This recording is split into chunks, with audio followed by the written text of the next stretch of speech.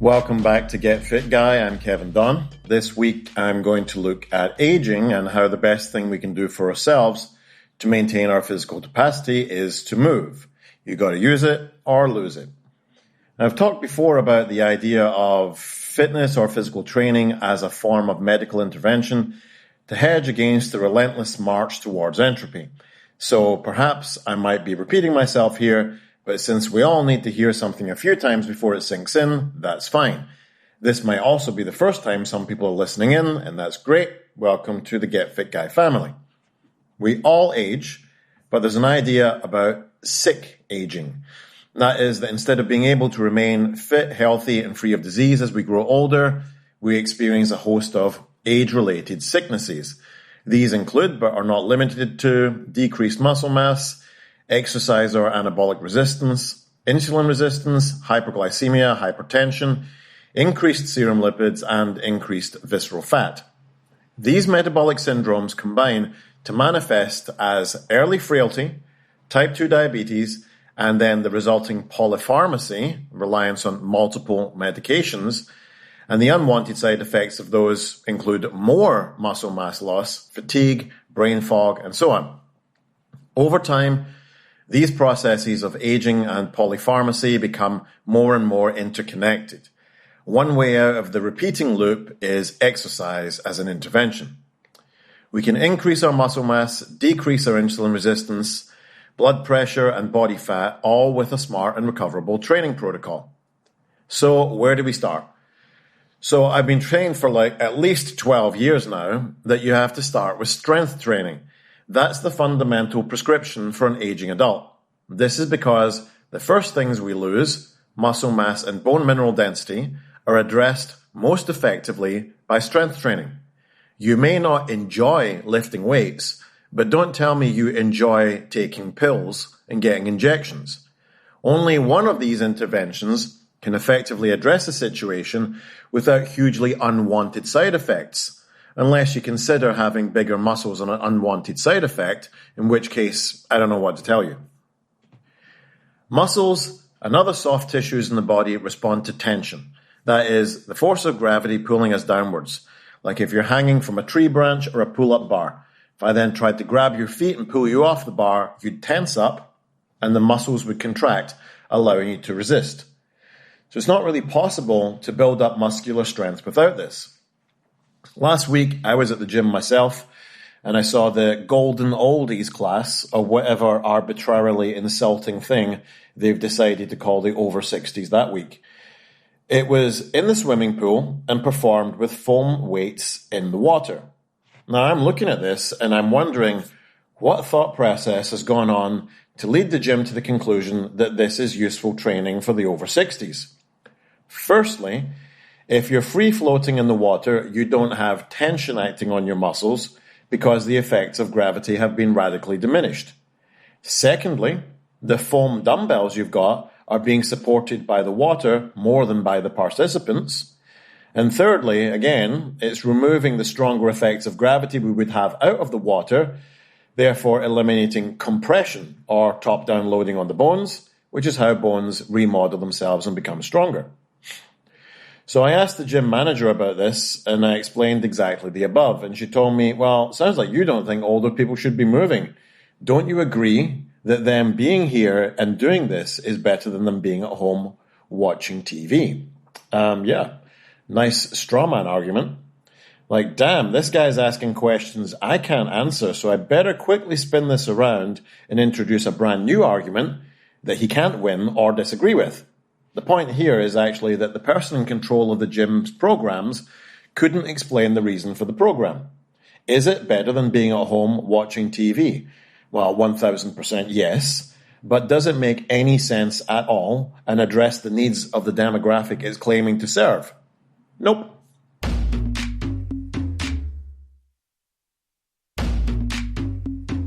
This idea of compression and bone density was actually fresh in my mind this week because of an email I received from a listener, which might actually be the Guinness World Record for the longest email I've ever received. It asks me about bone mineral density, so it's quite relevant and useful to share. Hi, Kevin. First, please forgive the length of this missive. It really is a two-parter, with the first part asking for some exercise recommendations after providing you background. Part 2 is asking for your BS detector to evaluate some related programs. Part 1. Recently, my husband broke his ankle. Because there was no trauma associated with the break, the doctor ordered a DEXA scan, since there is history of osteoporosis and osteopenia in his family. Sure enough, the scan came back showing moderate osteopenia. He's 68, so is in that small subset of males with bone mineral loss prior to 70. For many years, decades in fact, he has followed a healthy lifestyle that would normally build strong bones. Resistance exercises, jogging and running on a treadmill. I'm not sure that jogging and running on a treadmill is a resistance exercise. Some barbell, weight machine, and push-up exercises for the upper body, but no real or formal free weight training. Only moderate caffeine intake. 3 cups of half decaf and half caffeinated coffee, right? So 1.5 cups of actual coffee. Moderate alcohol intake, 1 or 2 glasses of wine a day. I think you and I have a very different definition of moderate. Lots of dark green veggies like broccoli, as well as nuts, grains, etc. Consumption of dairy products, a calcium supplement with D3, and no smoking or tobacco products whatsoever. Cool. Okay, so for the time being, he and the doctor have agreed he should not go on any of the osteoporosis drugs. Instead, he will continue with lifestyle changes to try to improve his bone mineral density. Excellent. I like your doctor. Additionally, my next DEXA scan is coming up in another month, so I too am interested in also improving my bone health, no matter what my score. I'm also 68. At the start of the pandemic, we cancelled our gym membership and purchased a treadmill. We have a few barbells, an ab roller, and some push-up bars. We have limited space though, so adding any more machines or equipment is not feasible. Our questions. Without going to the gym, what kinds of weight-bearing and resistance exercises can we add to our regimen to increase bone density? Are there any? If not, and we have to rejoin a gym, we would like to minimize the time we spend in the gym. What weight-loading exercises would give us the best bang for our time? I suspect you'll say free weights. You are correct. But could we also get some benefit by using weight machines? Part 2. Told you this was a long email, and I've even cut some of this down. Some of our friends have recommended a couple of bone-building programs whose efficacy seems questionable. I pretty much think these programs are a waste of money, but I appreciate your take on these, as you might have some additional information that I'm missing. The first recommendation that friends have given us is a program that claims just 10 minutes a week on their osteogenic loading machines, okay, which look like machines to help you do isometrics. Yes, I've seen these. A place doing this actually opened in Hong Kong when I was living there and lasted about 3 weeks. Closed down, nobody went. It'll radically improve your bone density. If they had 10 minutes a day, maybe, but 10 minutes a week, paint me seriously skeptical. The second program a friend recommended was a natural solution through an alkaline diet plus a dietary supplement, which you can buy on the website. Yep, no surprise there. And using a weighted vest to exercise in. Many of the other things listed on the website are standard, so some of this sounds reasonable. Have you heard of this? Would it behoove us to use a weighted vest while exercising? Is my skepticism well-founded, or am I overly doubtful? Thanks in advance, Kevin, for your always informative and helpful podcast, and thanks for considering my questions. My best regards, Laurie. Hi, Laurie. So thank you for the detailed email. To answer your questions, are there ways to increase bone mineral density without going to the gym? Yes, there are. But since we're always talking about a bang for your buck scenario, the reason for that is simple. Why take a bunch of different weaker medications to cure a problem when you can just take one? The most important thing to remember is that you need to be under compression to remodel the bone.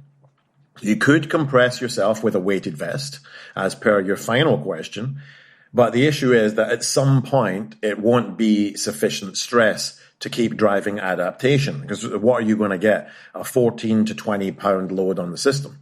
The bare bar alone is 45 pounds of load and incrementally loadable to a situation you'll never get to, like 500 or 600 pounds or more. So yes, you could wear a weight vest, carry a sandbag, or wear wrist and ankle weights, but it's almost sub-therapeutic. Just get a barbell and take your medicine, Laurie. The latter part of the question was that you want to minimize time in the gym. Well, yes, which is exactly why you need to go to a gym. As I mentioned above, other interventions aren't enough stress on your system and not an optimal use of your time. I do see, though, that you do have a barbell at home, so I would definitely use that. You want to perform the barbell back squat, barbell deadlift, barbell standing overhead press. Bench presses are less impactful because the range of motion and the amount of your anatomy being taxed is much less than in the standing press.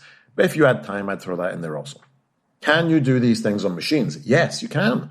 But they aren't quite as good because the machines are holding you in a position that they want you to be in. They don't allow for individual anthropometry. I mean, when I go in a Smith machine to do squats, I have terribly painful knees because it's just not taking into account how long my femurs are. And people end up having to contort themselves into unusual and frankly bad squat technique just to use them. So that's one thing about them. And second of all, if you're being held in line by the machine, you're not working your own balance, you're not working your own coordination, and you're not working your own core strength. You definitely want to have to do that. Now, on to part two. You are correct. 10 minutes a week is a waste of money and time. I saw a study actually released by the company you referred to in your original email to me, and that study had been performed on one single participant. So if someone's selling point is how little time and effort you have to spend doing things, just ignore and move on, because any real change at anything takes both time and effort. And, you know, won't be long before someone comes out with a program that you only need to take 9 minutes to do. And then all of a sudden the 10-minute program will be rubbish, right? Now, next one was the alkaline diet suggested to you by your friend. I have to tell you, the alkaline diet is total nonsense. The person who wrote this, who wrote the book on this and created this diet, Robert Young, was convicted of practicing medicine without a license and went to jail. Your body works incredibly hard all day to maintain homeostasis, or just the way it is right now. Some parts of your body are highly acidic, other parts are highly alkaline, and other parts are neutral. You cannot possibly make your body alkaline because your body won't allow it. If you try to make acidic parts of your body alkaline, or even change the pH of alkaline parts of your body to be more alkaline, you would die. So this diet was a very short-lived fad, and I'm actually amazed to hear people are still recommending it. As with everything else, it's good to do due diligence, but usually people don't like the answer because they have their own anecdotal evidence about how great they feel. But when we have people reporting amazing health results from a purely carnivore diet, and another group reporting the same health results from a vegan diet, we can definitely then be objective about things and say that bias, placebo, and anecdote are afoot. If you have a training question, are looking for an individual training program, or just want to say hi, head over to the Get Fit Guy Facebook page or send me an email at getfitguy@quickanddirtytips.com. Get Fit Guy is a Quick and Dirty Tips podcast. Thanks to the team at Quick and Dirty Tips, Adam Cecil, Morgan Christensen, Tolly Hutchings, and Davina Tomlin. I'm your host, Kevin Dunn. If you have a question for me, leave me a voicemail, 510-353-3104. Please, will someone do that one day? I'm desperate to have one. Or send me an email at getfitguy@quickanddirtytips.com for a chance to hear me answer on the show. For more information about the show, visit quickanddirtytips.com or check out the show notes in your podcast app.